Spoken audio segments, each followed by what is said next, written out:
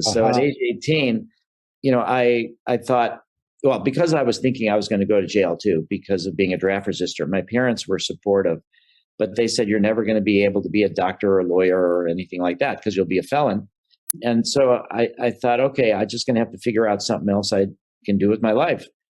And then when I first started doing LSD in 1972, in 71, I realized I could be an underground psychedelic therapist, and that doesn't require a license. So that became my career goal. I'm not willing to go to Vietnam in order to get a certain kinds of job. And then I thought, I can be an underground psychedelic therapist. You don't need a license for that.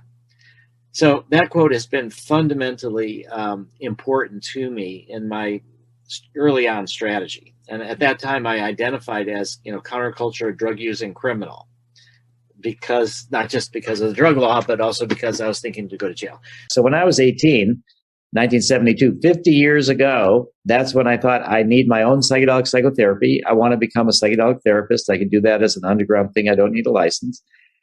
So anyway, all of that led me to think, I could be an underground psychedelic therapist. I don't need a license for that.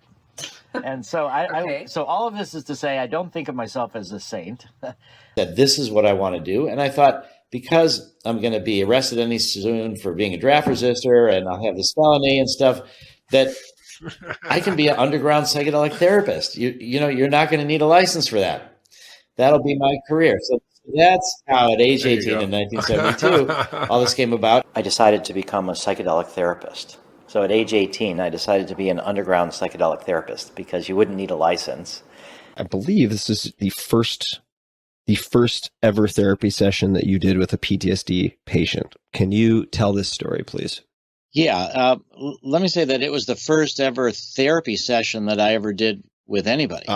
The first time I ever dealt with a patient was in 1984. And also in 1984, I did the first work ever with a PTSD patient, my first work ever. Now, also in 1984, I worked with my first PTSD patient. Yeah. I think in 1984 is when I worked with the first PTSD patient with MDMA.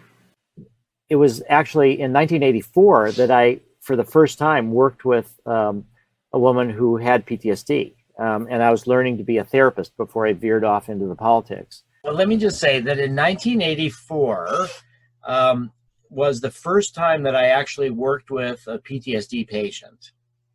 I did work with a PTSD patient in 84. I received the treatment a year before I was criminalized. So in 1984, I was 23 years old.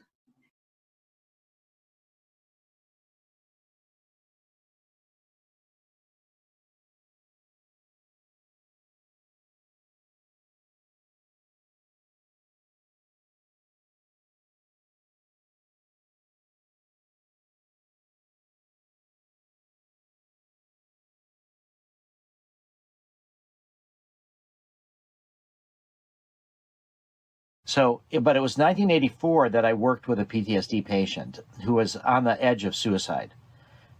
And I didn't feel qualified, but this woman had no other options. She'd explored traditional psychiatry. She'd been in a mental institution. They'd given her the same drugs she'd been given before. She had attempted suicide in the past. But I'm not qualified to work with somebody that's at the razor's edge of death and life. That's so much worried about committing suicide. She'd had this balance, but the MDMA upset this balance. It came to the surface, and it was so painful for her that she checked herself into a hospital to avoid self-harm. And she was there 4 or 5 days, and then she got out with the same pills and the same stuff that she knew had never worked before. And so she was even more in despair. So the MDMA session turned out to be a tour of all of her lifetime history of traumas.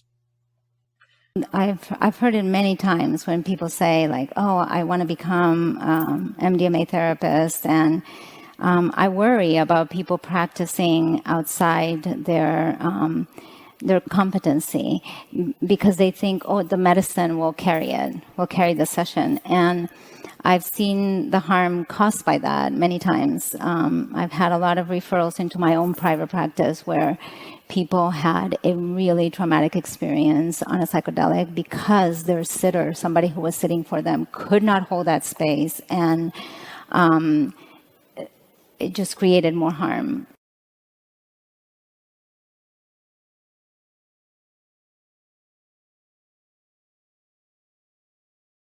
Martin Luther King actually said a great thing. He said the person that thinks the law is unjust and violates it and is willing to suffer the consequences as an example to others about the unjust nature of the law actually has the highest respect for the law. He was trying to reframe civil disobedience as patriotism. And it made sense to me. And so when I talked to my parents about it, they were like, well, okay, you know, we don't think you should go to Vietnam either. We don't think it's in America's best interest. But you're never going to be a doctor or a lawyer. My dad was a doctor, because you'll be a felon. And I'm like, that's a price I'll have to pay. What am I going to do with my life? I can't have a normal job, in a way. So then when I stumbled on psychedelics, I was like, great, I could be an underground psychedelic therapist. It doesn't need a license. Whatever happened? Did you wind up getting in trouble? No, it's astonishing. I think a lot of times we overestimate the efficiency of the government. And so nothing happened at all.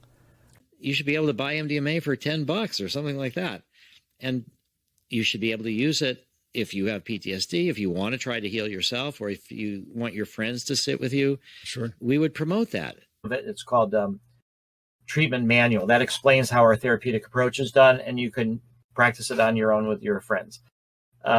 Sitting for you, or you can sit for your friends. So many of us, we do not have a therapeutic alliance. We don't even have therapists. We have our friends that we like to trip with. Right. Can we create this therapeutic alliance with friends? Yes, totally. Loads of people are telling us now they've read our treatment manual that describes our therapy on the website, and they've gone and found MDMA on their own, and they've done it with friends, and now they feel better. So we're not trying to say it's always got to be done in these supervised ways, that people can heal themselves a lot, and sort of the democratization of psychedelic psychotherapy.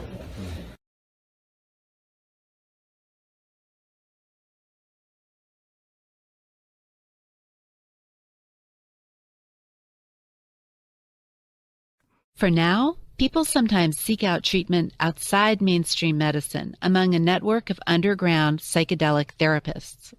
Some of that even goes on at Burning Man. Rick spent much of his last few days there counseling a veteran suffering from PTSD. Rick could tell the man needed help. It was somebody that seemed on the verge of massive mental breakdown, was in a massive mental breakdown when we met, crying and talking about how there was no point, nothing else had worked, PTSD for decades. It was just such a powerful appeal for help. Along with the counseling, Rick treated the vet with MDMA. This wasn't the full treatment that MAPS is undertaking in its phase 3 trials. The phase 3 treatments are hours of therapy with 3 MDMA sessions 1 month apart. But Rick gave the vet a flavor of it. It started a process that I think provided hope. To see someone start in a puddle of tears and feeling like all the options had been exhausted and there was no reason to live anymore, to having hope and interest in other therapy sessions was profoundly inspiring. Rick says the vet is doing better and looking into getting more therapy. And I have done some therapy sitting for people over the years, but not much. The other was working as a therapist, so that I would occasionally, sit for people in difficult straits. This is a long time ago, but I've worked with people several days before they died with MDMA. When they were dying of cancer, they are on heavy opiates. They're basically tranquilized. You're not hardly present at all. And the opiates don't remove all the pain, and it's a terrible situation. When you add MDMA on top of it, now these were very risky, initially risky situations because nobody knew the drug-drug interactions. You're taking a cocktail, 10 different drugs, Right. And what is MDMA going to do? But these people were dying anyway. We all decided to take the risk. But these people were dying anyway. We all decided to take the risk. But these people were dying anyway. We all decided to take the risk. But these people were dying anyway. We all decided to take the risk.